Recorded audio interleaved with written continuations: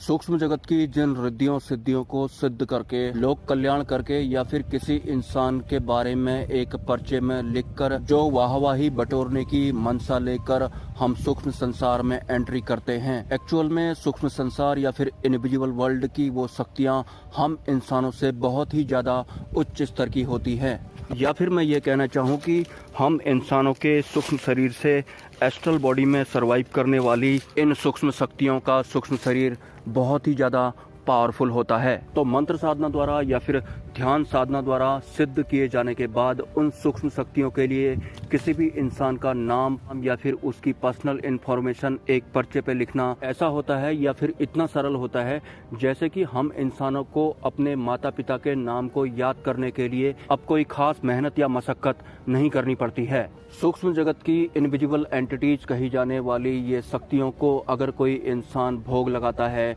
तो भोग ग्रहण करने पर उस भोग का स्थूल तत्व ही नष्ट हो जाता है, क्योंकि इन रिद्धियों सिद्धियों की चेतनाएं हम इंसानों के कंपैरिजन में बहुत तीव्र होती हैं या फिर हम इंसानों से बहुत ज्यादा जागृत अवस्था में रहती हैं। उन्हें हम इंसानों की तरह चोट लगने पर दर्द नहीं होता, क्योंकि वो हम इंसानों की तरह फिजिकल शरीर में सरवाइव नहीं करती हैं और ना ही करना चाहती हैं। उन्हें हम इंसानों की तरह एक जगह से दूसरे जगह पर जाने के लिए हम इंसानों की तरह फिजिकल बॉडी के साथ नहीं जाना होता है। वो जहाँ चाहे क्षणिक में या फिर सेकंड में ही पृथ्वी के किसी भी कोने में पहुँच जाती हैं या फिर इस ब्रह्मांड के किसी भी ग्रह में सेकंड में ही पहुँच जाते हैं। उन्हें हम इंसानों की तरह अच्छा या बुरा दिखने के लिए मेकअप नहीं करना पड़ता है, कोई गेटअप नहीं बनाना पड़ता है, क्योंकि वो जिस रूप में चाहे उस रूप में सरवाइव कर सकती हैं। या फिर एक साधक जिस रूप में चाहे या जिस रिश्ते के साथ चाहे उसी रूप में या फिर उसी रिश्ते के साथ सिद्ध होने की काबिलियत भी सूक्ष्म जगत की ये शक्तियां रखती हैं। सूक्ष्म जगत की व्यवस्था के अंडर में सरवाइव करने वाली इन इनविजिबल एंटिटीज के पास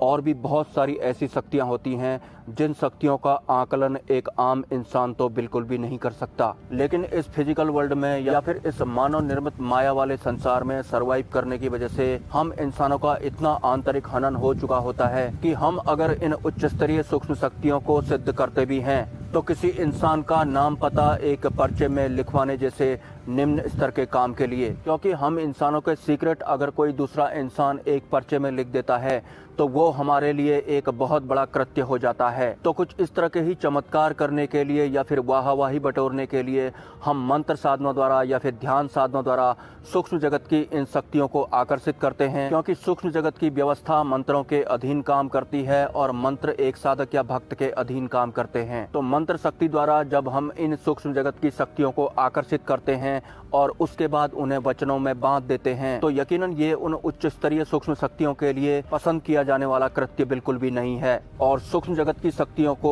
बंधन बिल्कुल भी पसंद नहीं होता है, स्पेशली निम्न स्तर के कामों के लिए। अगर कोई साधक मंत्र जप द्वारा किसी सूक्ष्म शक्ति को आकर्षित करता है और उसके बाद उसे वचनों में बांधकर सिद्ध कर देता है तो यकीनन वचनों में बंधे होने की वजह से वो सूक्ष्म शक्ति उस साधक के काम तो कर रही होती है, इसके साथ ही वो उस साधक की किसी एक गलती का इंतजार भी कर रही होती है ताकि वो आजाद हो सके या फिर बंधन मुक्त हो सके, क्योंकि वैसे भी उसके स्तर के हिसाब से इस फिजिकल वर्ल्ड में उससे काम नहीं लिया जा रहा है। इसको अगर मैं सरल भाषा में बताना चाहूँ, जैसे कि हमारे देश के प्रधानमंत्री हैं मोदी जी, तो मोदी जी को एक आम इंसान से लेकर अपने विपक्ष से लेकर या फिर देश विदेश से लेकर सभी के कल्याण के हिसाब से काम करना रहता है। उन्हें आम जनता द्वारा प्रधानमंत्री चुना गया है तो उन्हें आम जनता के भावनाओं के पक्ष में खड़ा होना पड़ेगा या फिर खड़े होने की काबिलियत रखनी पड़ेगी और हमेशा वो चाहेंगे कि वो आम जनताओं की भावनाओं पर खरे उतरें। लेकिन क्या हो अगर कोई इंसान मोदी जी को तंत्र मंत्र की शक्ति द्वारा बांध दे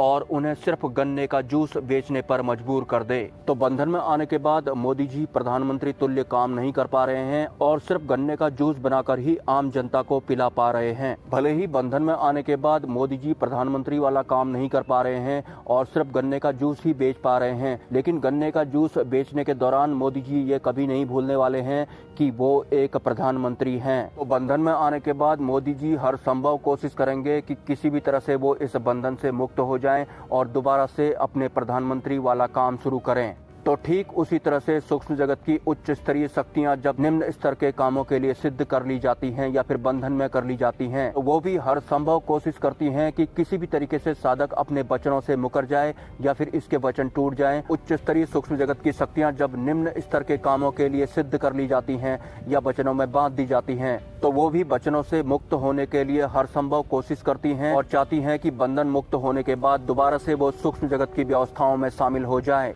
अगर आपके कोई सवाल हैं तो आप मुझे कमेंट कर सकते हैं, और अगर आप उच्च स्तरीय ज्ञान प्राप्त करने हेतु इस चैनल को सपोर्ट करना चाहते हैं तो इस वीडियो के कमेंट सेक्शन में आपको एक यूपीआई आईडी मिल जाएगी। स्वेच्छा से आप सपोर्ट कर सकते हैं, कोई जबरदस्ती नहीं है। मिलते हैं नेक्स्ट वीडियो में। ब्रह्मा, विष्णु, महेश एंड जय मां पराशक्ति।